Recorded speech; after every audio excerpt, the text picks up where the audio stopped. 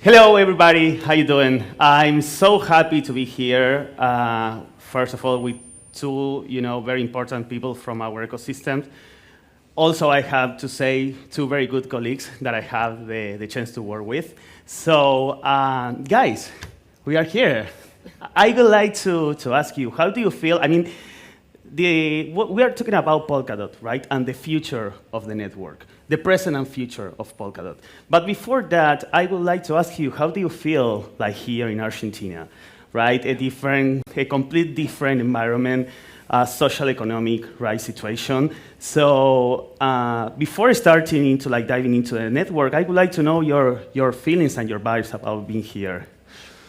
Yeah, it's good to be here. It's definitely it's warmer than up north, so that's the first main difference. It's really good to be here overall. Enjoying the academy. A lot of really clever people, good students. It is quite shocking to see what is happening here with inflation and all the socioeconomic issues. And hopefully crypto will be able to help with some of that, at least with good stores of value that are decentralized. But yeah, overall, it's been quite enjoyable. It's not my first time in the country. I'd say the last time was a little less hectic, and I spent a lot of time going around and exploring the city and saw many different neighborhoods, including this one. And yeah, not much more to say on that front. Very good. Yeah, I mean, for me, it's a blessing and a curse to be sweating in January. True. It's a little better than the cold, but I mean, honestly, I've just been loving it here. I mean, I think more than, I mean, the economic conditions, all kind of stuff, things that I can never really understand. I'm just kind of a traveler in the space. But what I see and what I love is the passion of the people, how kind and wonderful everyone is. The food is amazing. I mean, that's great. And it's like, I mean, at least where we're staying near the university, it's Recoleta, right? And that right there is like 20 parks. And I wake up in the morning, I walk to school, and everyone is working out with their dogs, hanging out. I mean, you guys really come alive in the summer, right? So, I mean, I've really enjoyed it. Well, that's very good. I'm glad that you're having a good time here. Yeah. So, well, now we're starting and discussing specifically about Polkadot. We have a year of almost, a little bit more than a year with live parachains in our ecosystem, right? Not in our ecosystem, in the Polkadot network. So, how do you feel like this year went for the parachains, right, and the ecosystem? If you have to make a summary about your feelings about the Yeah, it was quite interesting. It was something that we built up to for a very long time, and there was a lot of excitement around the launch, especially early on. It didn't seem like people knew how many slots there were going to be. So now we can see there's a large supply and auctions keep running, but for those first few auctions there was really heavily competitive. I think we've been very happy with the performance of the network, right? That Kusama and Polkadot are continuing to onboard parachains. To be honest, it's one of the few blockchains that hasn't fallen over. So given that things have continued to run and teams have continued to onboard is quite nice. We spent a lot of time getting this into shape, and the auctions have gone pretty much successfully. Now, I think what we saw happen around the middle of last year was kind of interesting, where we started to see a shift from supply or from demand to supply, right? Like a lot of the good teams that the Builders Program and other teams at Parity had kind of assembled and helped onboard onto Polkadot had already acquired slots at that point. And then I think what we saw was not nearly as much competition as teams, and not quite as much new blood coming into the ecosystem. Yeah. I mean, I think there are positives and negatives to all the decisions made in terms of the auction system and the way that we released it. In some ways, when Rob mentioned we luckily don't have any major problems. It's like teams have to make the decision. If I'm going to bid for this auction slot, I'm gonna really put my money behind myself. Really feel that my team is ready and production ready to go out there. Right? We're not just making a field where anyone can just drop whatever half-baked idea is and collect some money, right? So there's kind of this competition to really say am I ready to go to production, right? Which is a good thing I think for the blockchain space, where often things are kind of chaotic, right? In other ways, I think it's also been great to be able to slowly ramp up the network. I mean, I'm sure as work on the pair threads and parachains protocol, it's nothing better than to be able to add one more, and see how the network responds to that thing. I imagine if we just unloaded 20 at once, there would just be a million issues that we can fix more subtly and more quietly, having kind of seen parts of the network, start to, not degrade is the word, but like, need performance boosts, right? And that kind of stuff is really great as an incremental increase. What I would hope, though, moving forward is that we start to open the gates even more. I think that teams are starting to realize that there is a lot of supply for block space on Polkadot. I think people are realizing that there's a lot of ideas and projects that haven't been captured by existing incumbents. And I think that I would hope that people are looking to say, hey, this is some gold rush that I can go through and actually build on this space and really claim some of that very nice secure block space on Polkadot, right? Mm-hmm. Okay, yeah. I mean, now you are mentioning this thing about the slots, right, and the onboarding. I can think about also the role of Kusama, right? Because this is something that just came up to my mind. I mean, all the work that was done in Polkadot in such a smooth way also happened thanks to Kusama, right? Yeah. So also, how do you see Kusama, right, in this year, in 2022? With all the changes happening, we try to push the borders, right, for Kusama. And I think, I mean, personally, I believe that it commit, right, its purpose very well, right? Yeah. Yeah, I mean, in terms of Kusama, what Kusama is it's a canary network. It's a chaos network. There's not that many fundamental differences between the core technology of Kusama and the core technology of Polkadot, except in that things get rolled out to Kusama much earlier. You can test things on paper. You can test things in unit tests or trying to integrate and try to run it locally or in a cluster and see what happens. But when these are economic protocols, you need real economic value to be at stake in order to know how they're going to function. So Kusama has always gotten things much earlier.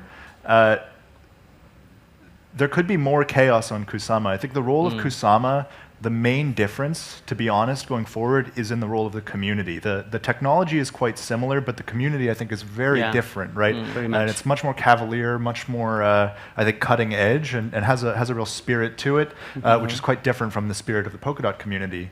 And I hope to see that as some of the new features roll out, that the Kusama chains are willing to do, or builders on Kusama are willing to do things that maybe are a bit stupid or maybe are a bit crazy because the barriers to entry are much lower. Mm-hmm. Yeah. Yeah, also something I saw this year is teams moving from Kusama to Polkadot, right? And I think do you think, for example, Sean, that that's a natural path, right, for a team to start only in Kusama, test their use case for, I don't know, a certain amount of time, and after that, they validate the use case migrated to Polkadot? I mean, I really think the ideal situation is that they have a footprint in both. I know from experience, from our time in Parity, how many times Kusama has saved us to keep Polkadot running well and secure. Yeah. Having your own canary network for your own chain, which can be on itself a canary relay chain, I think will be a huge advantage over other products which will try to maybe shortcut or save a buck by not doing that. I think that there's a lot to be gained there, and it's one of those things that's kind of unique to our ecosystem. You can't easily get a canary version of your chain on a value-bearing canary network, right? We provide that by default, right? And we provide that option. So I think really we should see players in both. But I do think, again, the technology will always be the same, but the culture can be different. And I think that even your application on Kusama can have a different culture around it, right?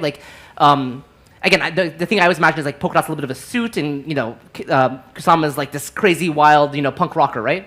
I think a lot of Web3 applications can be thought of in those lights, and I would say, embrace both, embrace both cultures and capture a wider audience that way, right? Yeah, that's a very good answer. I like that approach as well. Something I would like to ask you guys is, how do you see the network in terms of use cases, right? On the use cases offering, right? And for example, how would you like to see in the midterm, right, the use case offering from the network? Yeah, I mean, people can kind of acknowledge the broad components that go into a Web3 stack. You have stuff like settlement, you have stuff like storage, you have the ability to transfer value. A lot of these things do condense down into use case. I think one of the most clear use cases of crypto in general are things like decentralized finance or decentralized property rights. One example of that being NFTs. Now, I'm not necessarily advocating for overinflated NFT markets, but rather the fact that you can really own objects in a way that's enforced by the network security. The key thing to understand, I think, about Polkadot is that Polkadot it's a continuation of crypto use cases that were already out there, right? Like, the main thing you need to implement these use cases, in some sense, some kind of digital scarcity. And you could already get digital scarcity on Bitcoin, or you could get it on Ethereum, but the issues were all about scalability and ease of use for developers to build on top of it. And that's really what Polkadot is bringing to the table there. Mm-hmm. Yeah, I just add that, there's definitely a broad level, like so many answers to this question, but if I had to be very specific, I think I'm hoping that Polkadot is going to be a platform that enables a lot of the applications which wouldn't exist in a fee-based world. I think if we go back to why is Ethereum basically a DeFi chain, right? It's basically the only main things that you can really do is DeFi. It's because when you're working in a system where you have to pay fees and outcompete other people with fees to use the space available on Ethereum, you basically are saying that, okay, well, I'm going to pay $100 for a fee. It better make me $1,000 or more, right? That kind of stuff. I think Polkadot, it's one of the really interesting and kind of underappreciated things is that it has this auction-based model where we allocate for you space ahead of time. And technically speaking, we don't really charge any fees. We just borrow some token from you, and we can give it back to you at the end. So being able to create an application, know for the next 2 years how much it's going to cost you, which is really nothing, right? And be able to use that block space in however you want. For example, to create identity applications, voting applications, maybe nonprofit, eco applications. These are the kinds of things which just don't financially make sense on a fee-based system. So I hope to see, a shift from Web3 is DeFi to actually the things that we promised when trying to build these applications, this platform to begin with, right? Yeah, basically, it's an interesting thing, right? Like, and this is something that we try to roll up into the concept of block space in general, right? Like, that many systems are kind of reactive to what users throw at them, right? A user makes a transaction, user has to pay a fee, something happens as a result of that. But when you can introduce more layers of abstraction and kind of generalize these mechanisms, you have the ability for applications to cover their users' fees. Or is it even the case that every blockchain needs to have a token, right? Like, you can have economically sustainable ventures that don't provide their own token. We try to make stuff like that easy to do within Substrate and within Polkadot. For sure. I mean, now you have mentioned it. Also, Sean mentioned it before. You said the word block space, right? Would you like to explain a little bit? You make like a very long article about explaining, right? I mean, it took us like a couple of days to process it. A very, very nice and enjoyable, read. But can you describe a little bit block space for the people maybe never heard the yeah, sure. the term? Yeah, absolutely. Block space it's a way of looking at what blockchains actually produce. Like, you have all these computers coordinating over the internet and producing something. Well, what is that thing? How do you think about that as a product? How do you think about it as a class of different kinds of products?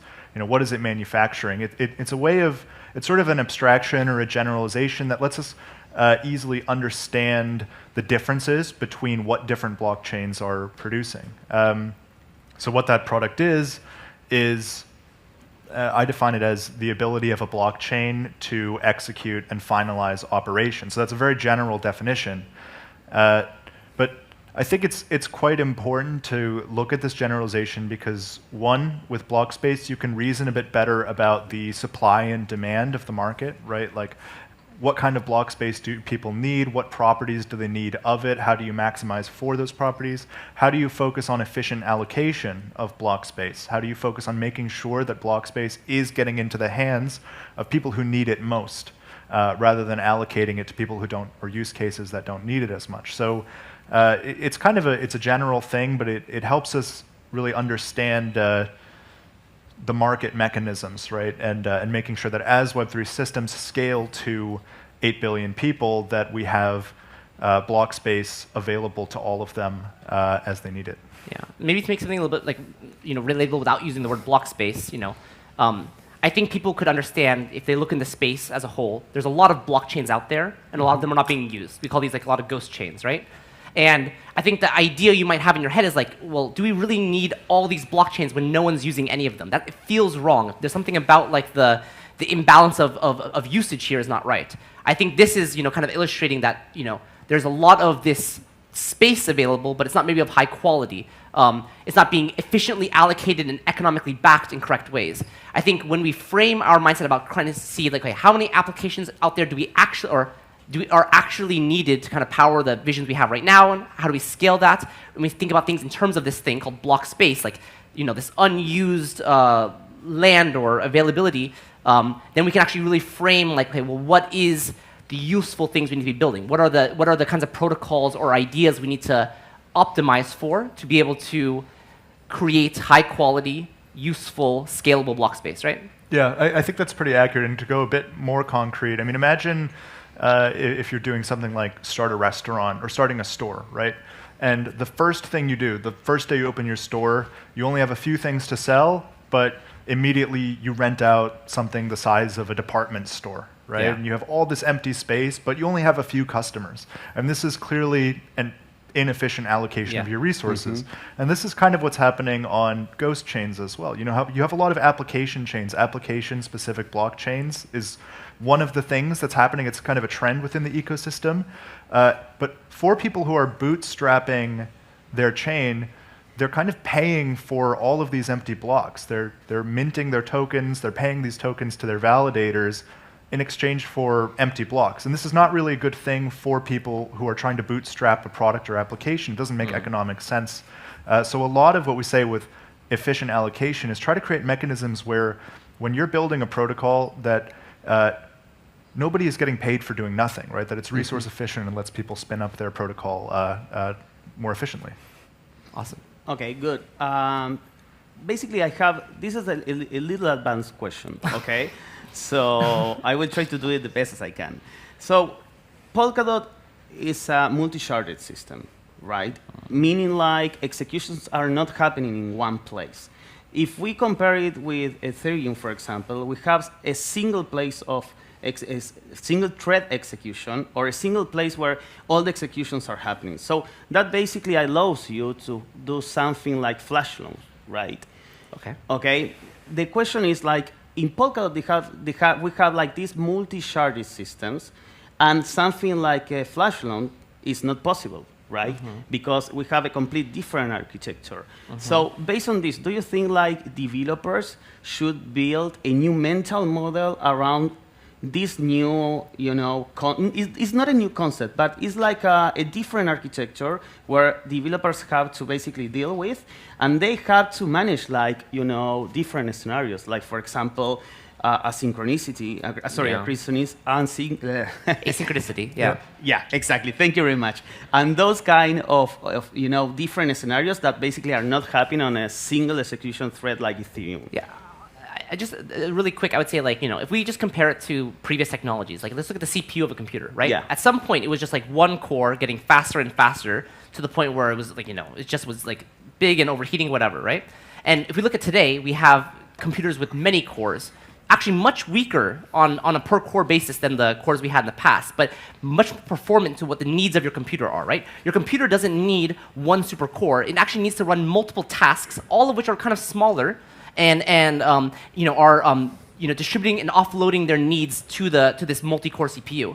I think this is a great parallel for what we expect with blockchains. Like, it's not about running one super process as fast as you can. It's about having many different parallel tasks run, many different application, what we would call like application chains running, and a platform which supports all of them happening in parallel, right? Now, of course, it does increase complexity when you try to do interactions between stuff, but this is a problem we've already solved too. I mean, async programming is something that is saying new to this space is probably not correct, but it's a thing that people are still like learning and adopting, even in Rust, even in JavaScript, even in other languages. This is the kind of thing where people need to change their mental model. And just because something isn't doable in an asynchronous model does not mean that that model is bad. It just means you need to shift the frame of how you think about things, right? Yeah, I think that's really well put. And it is indeed the trend within blockchain scaling, right? You have a few different approaches. There's something called the scalability trilemma, where you basically trade off decentralization, security, and performance, right? And some people will say, well, we actually don't need to split everything into multiple blockchains, but in a way they're sacrificing on decentralization when they do that, and that has its own costs.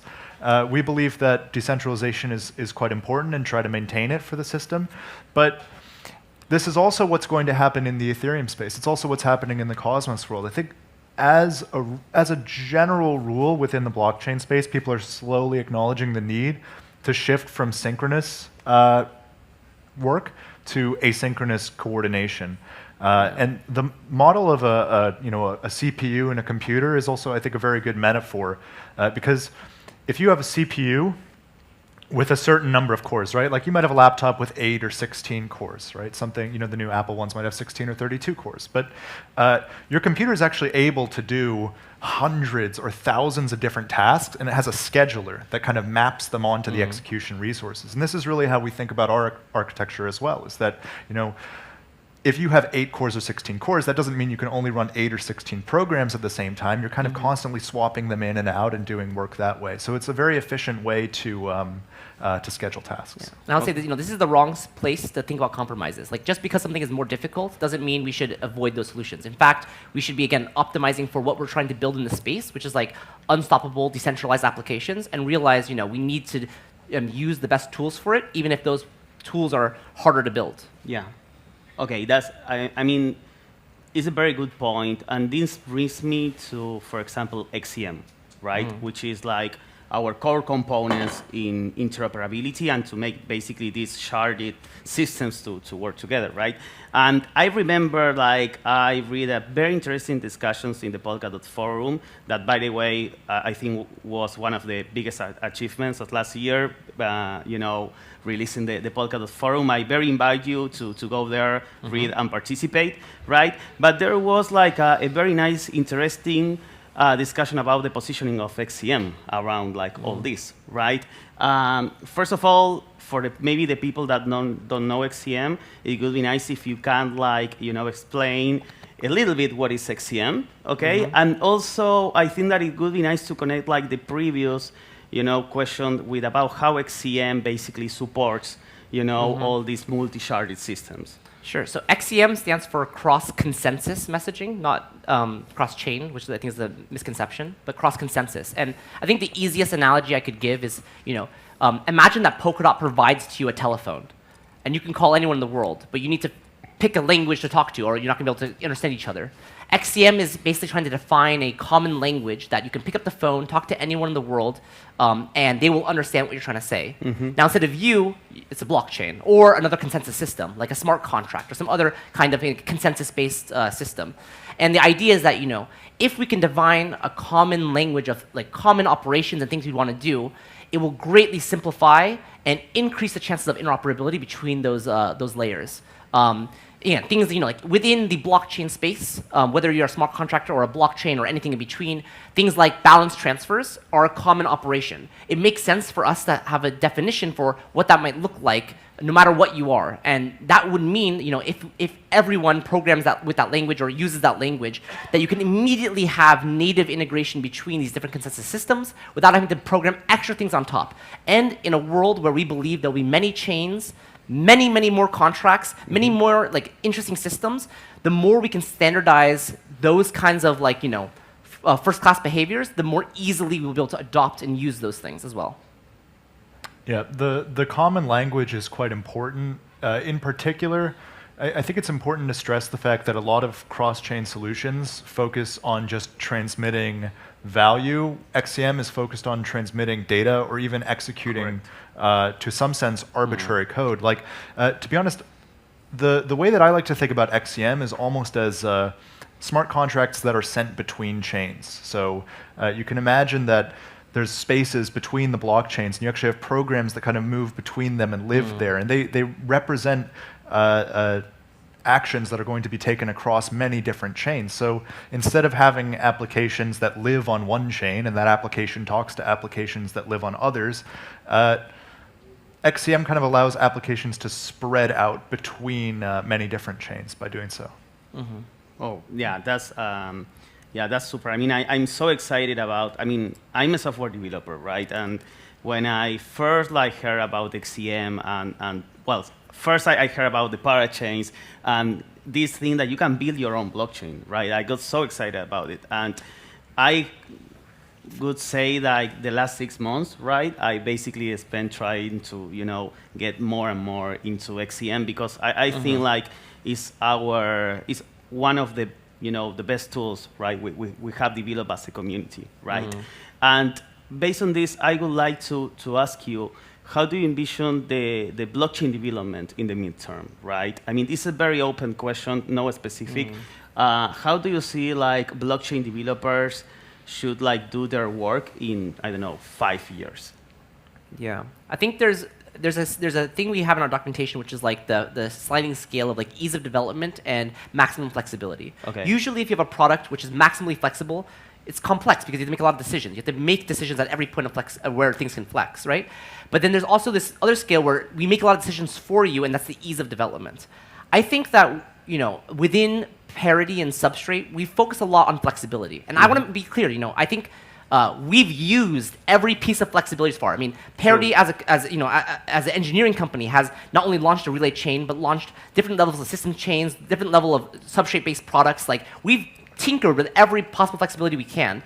But I think what I hope we would have in the near future is a better focus on building out that ease of development where we make a bunch of assumptions for you and you can then even better focus on the product you want to build. And I think we're already one step further with this with Substrate. I mean, you don't have to decide the networking layer and the database layer, a lot of stuff, but you still have to make a lot of decisions within your state transition function. I think that we can do even better to make that simpler and make it almost as easy as developing a smart contract and launching a blockchain behind that. Yeah. To take it in a somewhat different direction, I think that to be honest, there's far too much focus on people building blockchains. It's definitely not the only way to build in a blockchain application. I mean, anybody who's developed Web 2 applications might be familiar with things like AWS or Firebase or things like that. And it's exposed as just a bunch of different services. You have services like Lambda, you have services for authentication, things like that. And you just kind of go and stitch them together, their APIs, and then you have an application, right? Because what people really want to build, for the most part, are products. Yeah. And the people who should be building chains, maybe once you get a product to a particular level of size, you're like, okay, now I need a blockchain. Now I need my own blockchain because I really need to specialize it. But there should also be many general pieces of infrastructure that are quite simple to stitch together. So I would really hope that in 5 years, somebody who's looking to develop something in a blockchain ecosystem doesn't have to think about any of these details, that there are just services, infrastructure chains, and other things that they can rely upon in a simple way. Yeah. That's okay. Yeah, that makes a lot of sense to me. And this basically brings me to the next question about smart contracts in our ecosystem. Do you think using or relying on smart contracts is a way to basically do what you are saying, this of building a product? Do you think the technology of the smart contracts in our ecosystems is in a way making the life easier to developers to bring their use case? I think we're just getting started in that space. To be honest, the priority has always been to launch Polkadot, which means we have to build a bunch of tools around blockchains. But I think we're just at the beginning of contracts being live on some parachains, Ink being a pretty stable language, which is pretty fun to use, and people built and realizing that, hey, actually, my product doesn't need a whole blockchain, at least not yet, right? Yeah. I think that what I would want to see in the contract world is a lot of people building and testing on it, proving that WASM is a good platform for smart contracts, right? And that Rust can lead to much better programs than things like Solidity. Yeah, I agree. But beyond that, also, making sure in our ecosystem that we provide easy pathways for people to transition from a contract, which, again, it does have its limitations, to potentially becoming things like a blockchain when they've proven that they need it, right? And it shouldn't be the default that I need a whole blockchain. This is just going to create unused block space, right? We need to be able to take advantage of other existing block space, but if you need it, be able to scale up in the way you want, right? And so that's really what's the key part, I think, that we should focus on in the contract future. Absolutely. It's the path for builders that there should be places where there are very low barriers to entry, but also space for them to expand and specialize. This is how it works in any area of business. If you're starting trying to make some kind of chip, you're not going to build your own fabrication for it. You're going to use some existing service for it. Maybe later on, then you need to create your own fabrication factory. But it's exactly this path for users, and I think there are some really nice maybe glimpses of the future that we can get from the fact that Ink is using WebAssembly and from the fact that Polkadot is actually quite general over the types of programs that it considers blockchains. I mean, one kind of fun fact is that Polkadot doesn't actually require that parachains are blockchains. It just requires that they are what we call state transition machines. That might be useful in the future, but even just given the fact that you might have the ability to write a smart contract and just press a button, and bam, that smart contract and its state gets copied over, becomes a chain, and now it's running as a chain, and that's like the path to scaling a product. All right.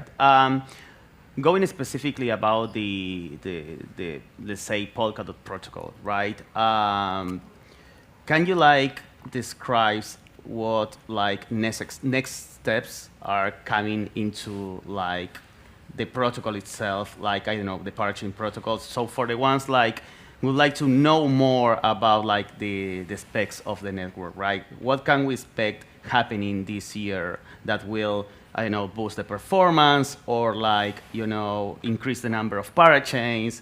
Sure. What can the users expect? Yeah, there are a couple key things. So coming again from the lens of block space, there are basically two things we want to do. One is increase the amount of block space that the network produces, and the other is add tools for better efficient allocation of that block space. So to cover the first, we are building, for over a year now, a set of optimizations to the network known as asynchronous backing. To be honest, the details of it are not particularly important.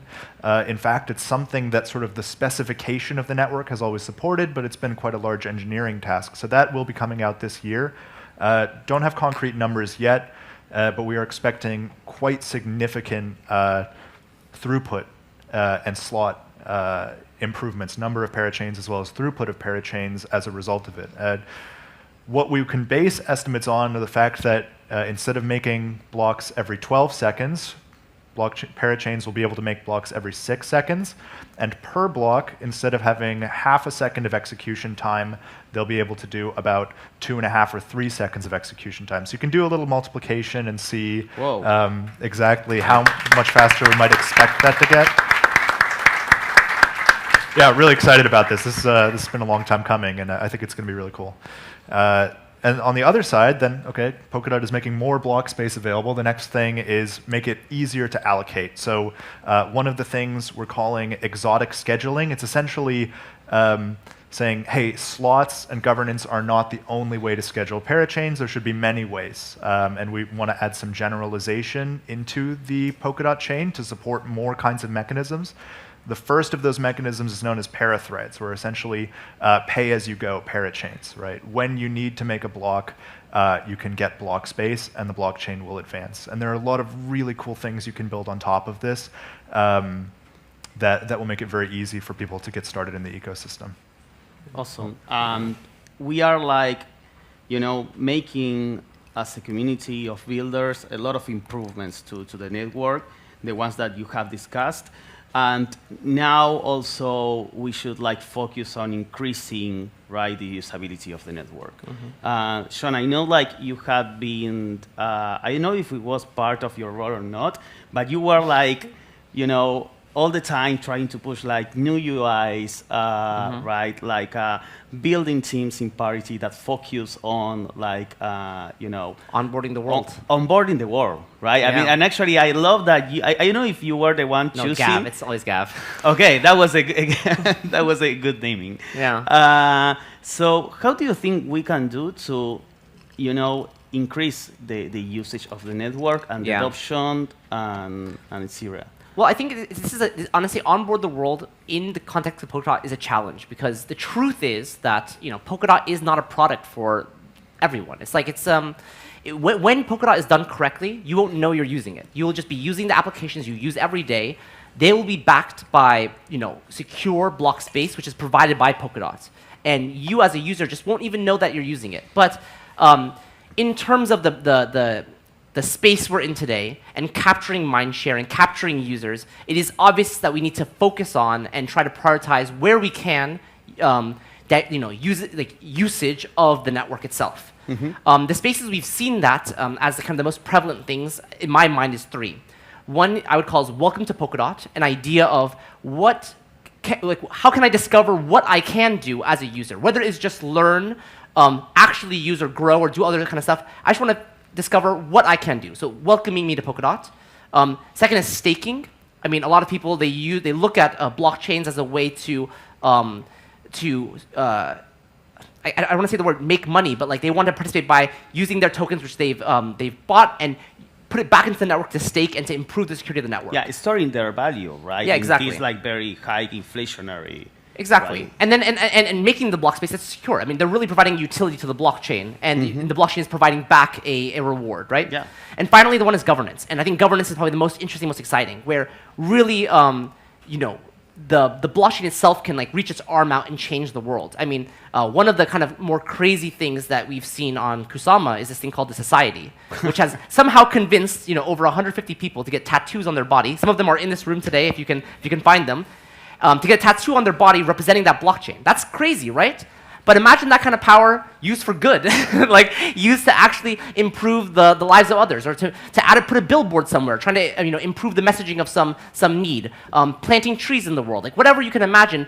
Blockchains with their financial power can do that, and a lot of this financial power is backed by governance. So I think these are kind of 3 areas where users can directly use Polkadot today, and we need to increase the usage and awareness of how to use it and simplify how users can use it. But again, I really think there is kind of an upper limit to where onboarding the world to Polkadot stops and onboarding the world to parachains begins. Yeah. And that's where we really see the application chains that all the ideas and thoughts that you say, I want to do this on a blockchain. Polkadot doesn't provide that to you. Polkadot provides secure block space to the applications that will provide that to you. And so I think we'll focus on this for now, but this is where I want to see the area to go. Yeah, absolutely. I think this is a really important point that Polkadot is base level infrastructure, and as a regular user of electricity, you don't go around touching the wires. Don't touch the wires. I hope you don't. Yeah, but still, electricity does a lot for people every day, and I think Polkadot or other Web3 infrastructure kind of can fill a similar role in people's lives. Kind of silently providing something of use to them. And to that end, I think there are many things that can be done also by the Treasury, by governance, to try to make the journey easy for applications that are building on Polkadot. Good patterns for how people should interact with the blockchain, making it easy for them to control wallets or abstract that, and good libraries and things like that. And I mean, for what it's worth, Sean has been doing amazing work with the Onboard the World team. The staking UI. This is, I think.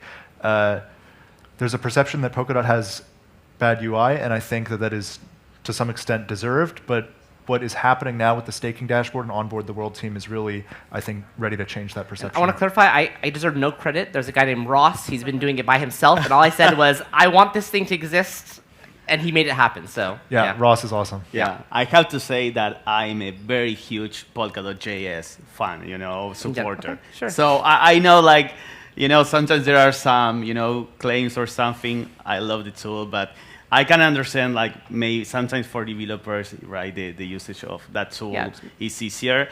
But, well, I mean, I don't have more questions, but it would be great. I don't know if anyone has any questions, and you got the opportunity to have, 2 great people here. So please bring, a big round of applause.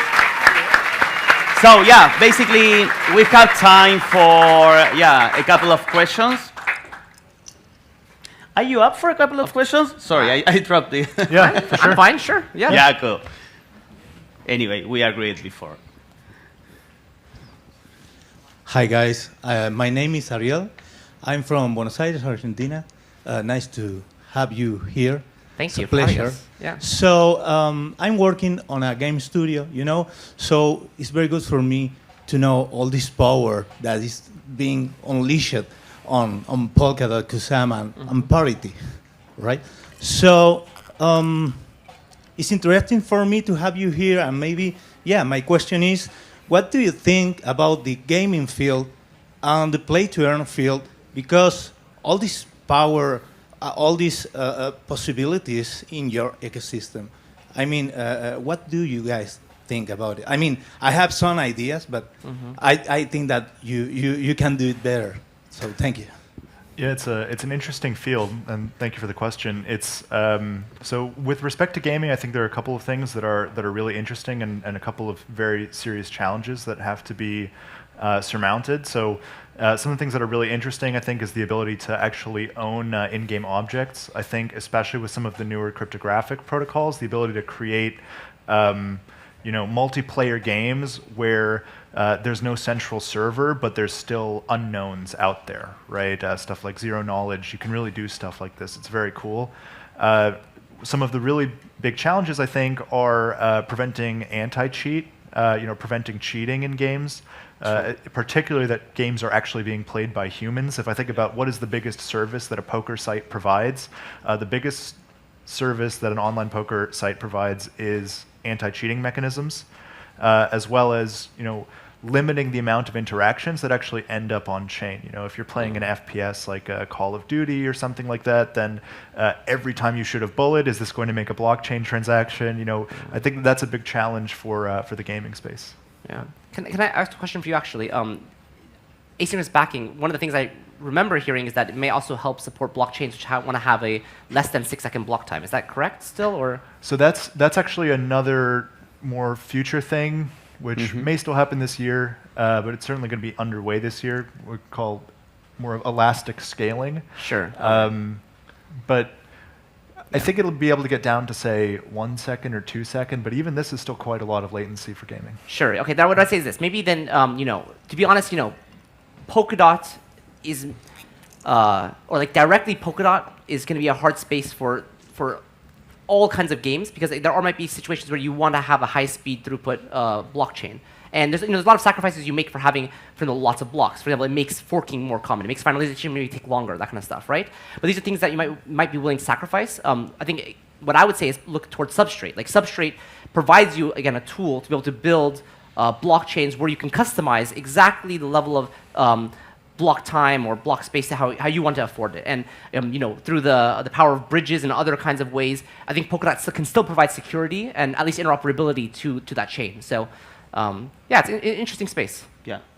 On my side, something I can say about game development around Web3 in general is like basically if I have to come back to 2021 where all these like games, happened, is like I think like we saw many failing projects due to not good token economics decisions. Yeah. Right? Basically that killed most of the projects, right?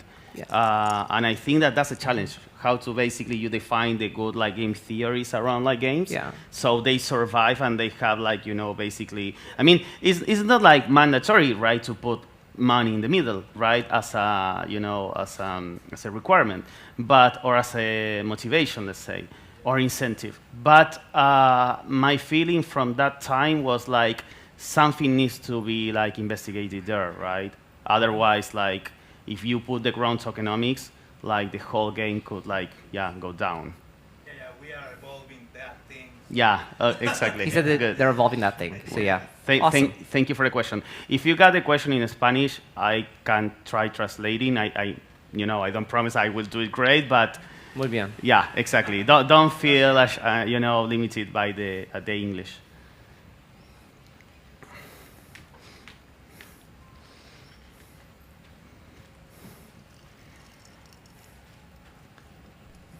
This is another amazing thing about Argentina. I mean, every room I've been in has been a full room. Yeah, well, it's like I mean, this is very much. We need bigger rooms, honestly. I mean, guys, this is very much represents like the Latin America spirit, about our technology. This is why we are so happy to have you here, because I mean, I speak in behalf of the region, and for us, like this technology bring us, you know, real benefits. It's not like we are early adopters for the technology only. I mean, this has a very direct impact on us. So I think that's the reason why we have so many people here, you know. Very good. Thank you for coming. Yeah. Hi, everyone. My question is a Polkadot a potential bridge to some CBDC solution? CBDC solution, yeah. Thank you. Yeah, this is kind of an interesting one. Is Polkadot a bridge to a CBDC or CBDC solution? This is something that we talked about a lot in the early days of Polkadot, and we haven't really talked about it that much lately, but sort of the capacity for enterprises to acquire chains on Polkadot.